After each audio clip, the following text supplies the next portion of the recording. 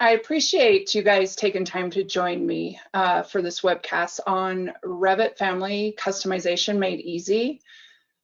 So my name is Cherise Bidoff. I am a learning content developer with Ascent, and I develop and maintain all of the Revit guides, as well as the Advanced Still Guide. So before this, I was a BIM management consultant supporting both small and large firms get their software set up and kind of help them establish a workflow to become successful in their practice. So over 19 years, I have been working with, training and supporting a variety of Autodesk software from Revit, AutoCAD, AutoCAD Architecture, if we all remember that one, and MEP, and of course, Advanced Still, Navisworks, and then the Autodesk Cloud Services. So let's take a look at what we'll be talking about today. So in this webcast, I'm going to be using both the PowerPoint presentation and then a pre-recorded video for like the demonstrations. And I just, so I can just walk you through every step and explain every step as well. I'm going to talk about how to convert an architectural fixture into an MEP fixture. Also about how to create both family and shared parameters, as well as adding connectors so the plumbing system can actually be created in the project. Then we'll load the family into a project and test the connectors and that the parameters are working correctly. And so for this one, I will be demonstrating the practice 8A from our Revit BIM management. And that's the template in family creation 2024 guide. And then of course, at the end, we'll have a Q&A. And let's begin.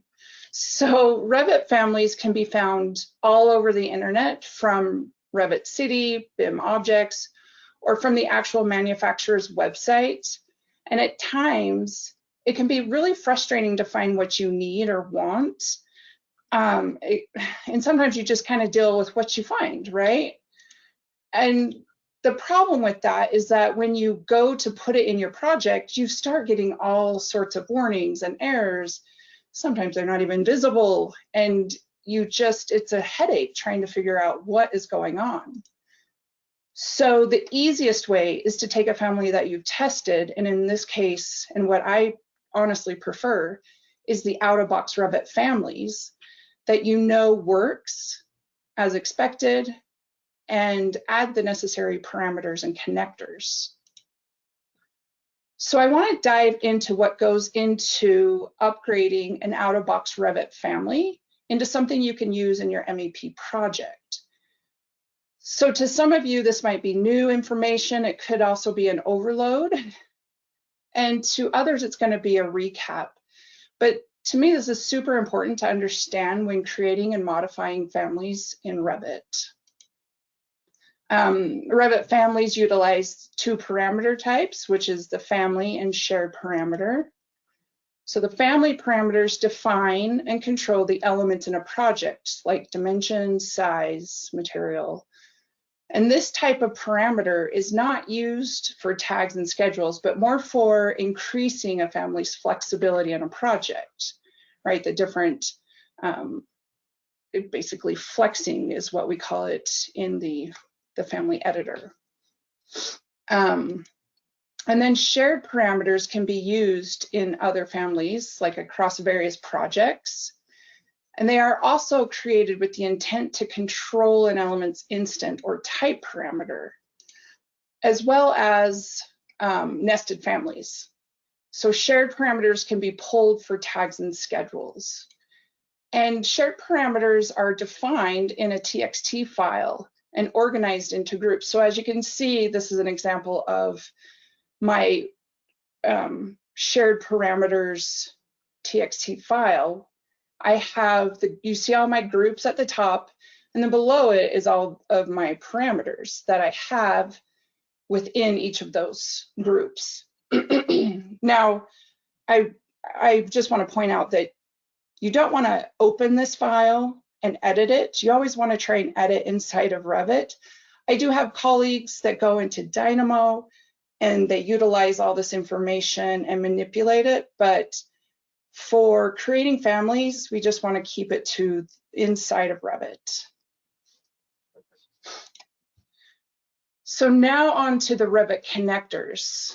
Connectors obviously play a crucial role in the MEP families, and they are what separate the architectural and structural components from MEP components. So pipe connectors are used with the hydronic plumbing and fire protection systems. Connectors enable intelligent data to transfer between other compatible components. So I want to take a moment and cover the visual aspect of the pipe connector. So let's see here.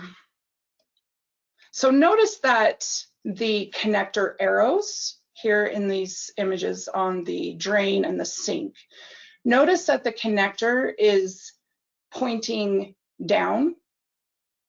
And this is actually how this is the direction in which other components like pipe will connect into the family. So if the arrow is actually pointing up or in the other direction, the connecting pipe would try to connect through the solid, which in this case would be the drain or the sink. So a lot of people for a long time thought that that was the flow direction, which that is not the case. And then another thing with the connectors is you'll notice that you see the three connectors here. One of them has an X going through it. That X indicates the first connector that was placed, essentially making it the primary fitting. So to most, this doesn't really mean anything unless you're creating a fitting or a global family.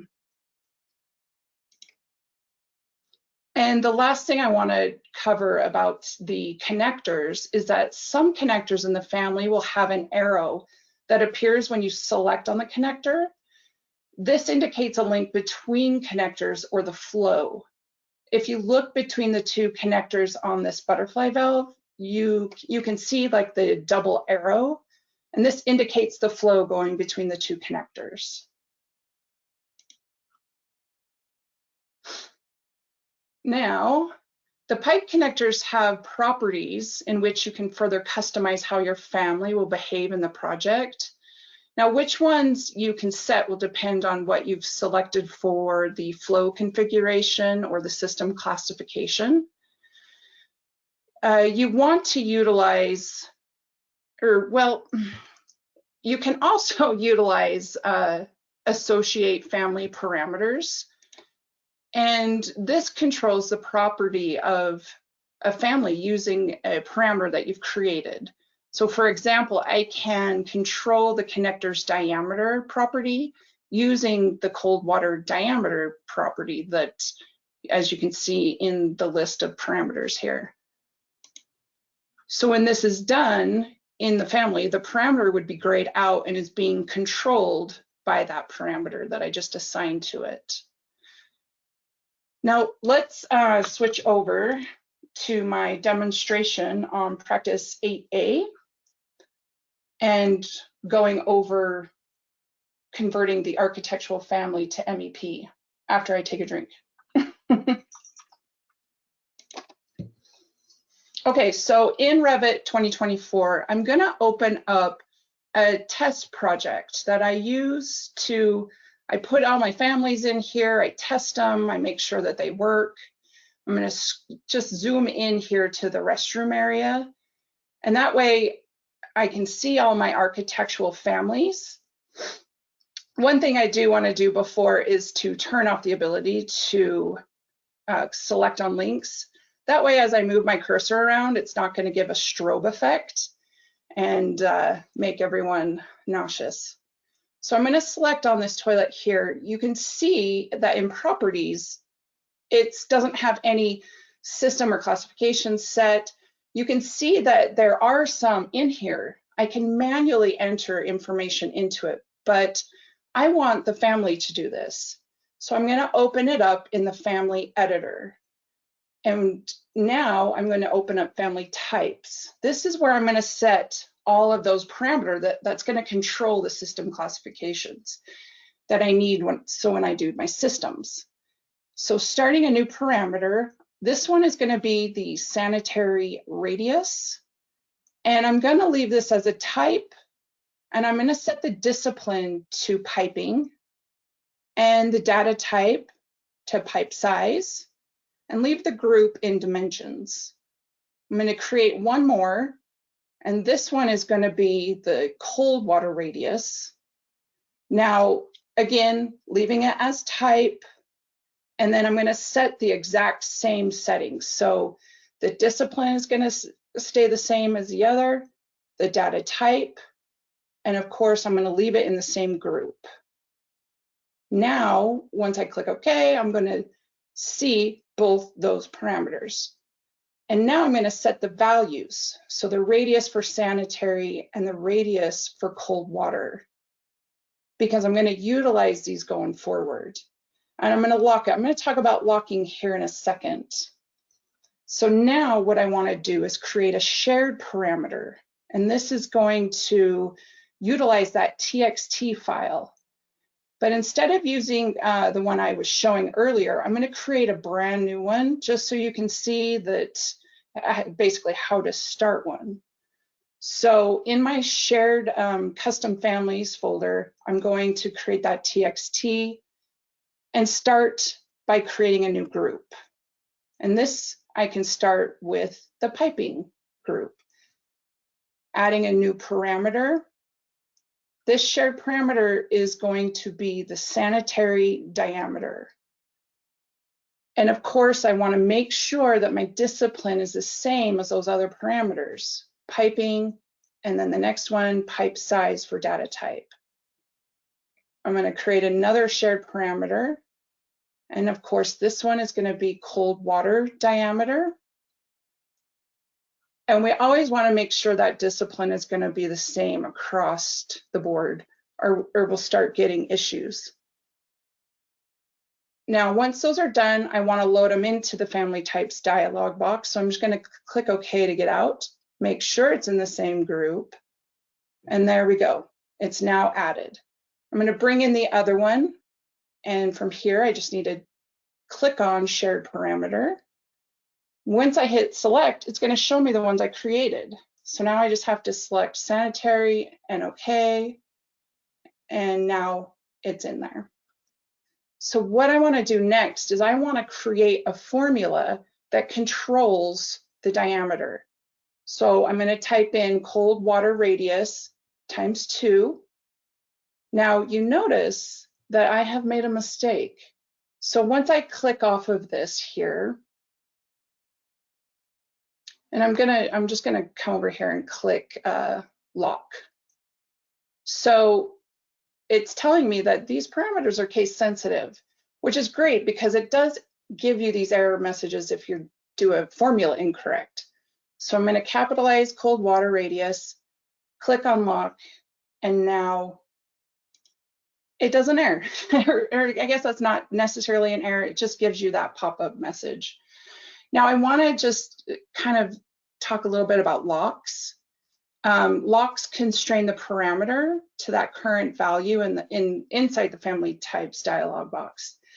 But it simply maintains and defines the relationship within the family's design. So I'm just kind of locking that the cold water radius and the cold water diameter are, they have this relationship, okay? And now I want to do the exact same thing with the sanitary diameter. And at the bottom here, I'm going to just stretch it out a little bit so I can see everything and type in the sanitary radius times 2. And I'm going to go ahead and lock this one as well so I can maintain that relationship between the diameter and radius. And notice those values, they do update for you, which is great. So now that I have those created, I'm going to rotate the family around because I want to add the connectors to the back. I just don't want to throw them in willy-nilly. So adding my domestic cold water. I'm going to hover over the back, and once it highlights, that's when I'm going to click and place the connector. Notice that when you select the connector, you have the properties over here. It's 2 feet, which we don't need a pipe that size. So I'm going to just adjust some of these. So flow configuration is going to be fixture units. I'm not going to allow for a slope, and I'm going to set the fixture units to 2.5. Now the flow configuration is, once this is set, this calculates the flow through the pipes, and it's going to help establish my flow. I'm going to associate the diameter of this connector with the cold water diameter parameter that I just created. And there we go. So now I want to create another connector for the sanitary. So from the options bar, I can set the sanitary. And once again, trying to grab a face on here is pretty difficult. So you have to use tab to find it. Once that's placed, select on the connector. And I just want to point out that the system classification that we added from the option bar can be set in properties. So changing the flow connector to fixture units, we want sanitary to go out, and we do want to allow for a slope adjustment. And for the fixture units, we're going to use 4. And now that's set. But I also want to control the diameter. So I'm going to associate that family parameter for sanitary diameter. And then once this is controlling it, notice that the diameter's value changes to what I set in the family type dialog box. So if I open up the family types, you can see that the sanitary diameter is 4 inches and the cold water diameter is 1. So those connectors are following that shared parameter we created. And as always, we want to save, and we want to put it into a network location or into another folder so you're not overwriting anything. And you want to differentiate that this is an MEP. And now it's time to load it into that test project. And as you can see, it's attached to my cursor. I could just start throwing toilets everywhere. But what I'm going to do, since I already have some in here, I'm going to select, right click, and select all visible in view. And from properties, I'm going to change it from that architectural family to that new MEP that we just loaded in. So now when I select on that toilet, you can see that I now have that label up above. So this is the cold water label. And if I click on it, it's going to ask me which connector I want to use. I'm going to keep it at domestic cold water and then draw my pipe. And then same thing, going to do it again. Now I see the sanitary label. I don't get that connector dialog box because it knows that that's the only other connector I have.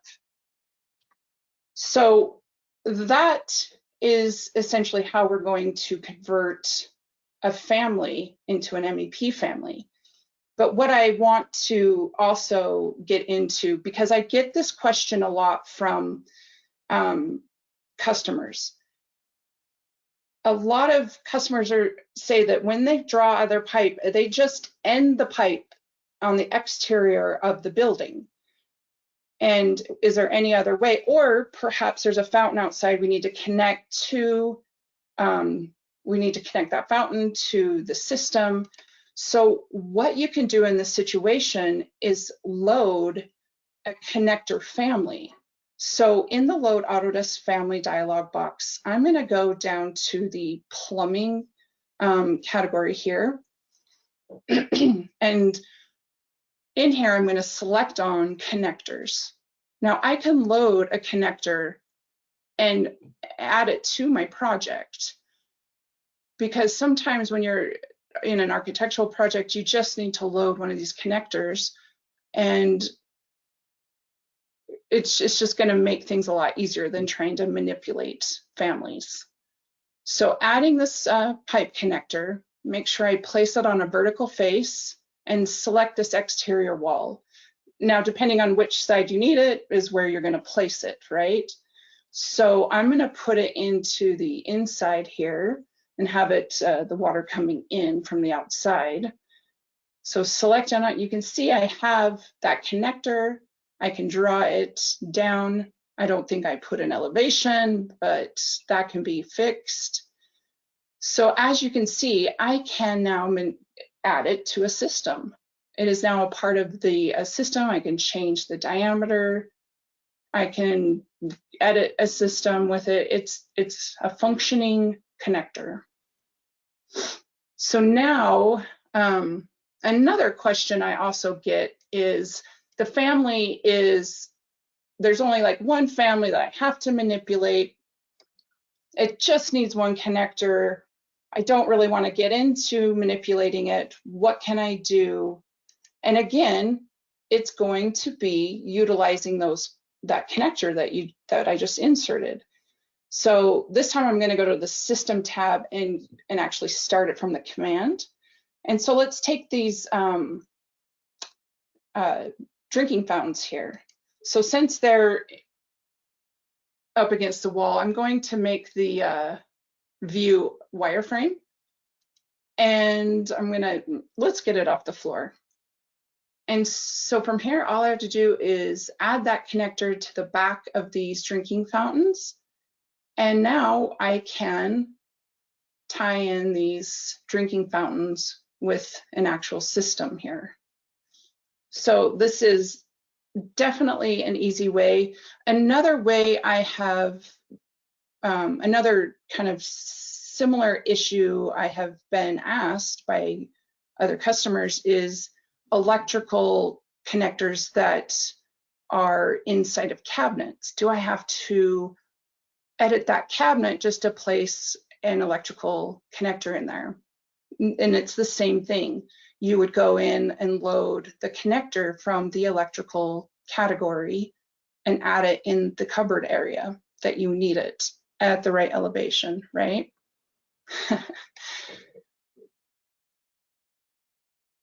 All right, and that concludes the webcast on Revit Family Customization Made Easy. So let's just recap on what we talked about here. We talked about what goes into creating a customized family and why taking a Revit architectural family and upgrading it is the best method in certain situations. We talked about the two types of family parameters, and as well as going in a little bit more in depth into the pipe connectors. And then I demonstrated how to take an out-of-box Revit family, plumbing family, and upgrading it to an MEP family. So I want to thank you guys for taking the time out of your day to watch this webcast.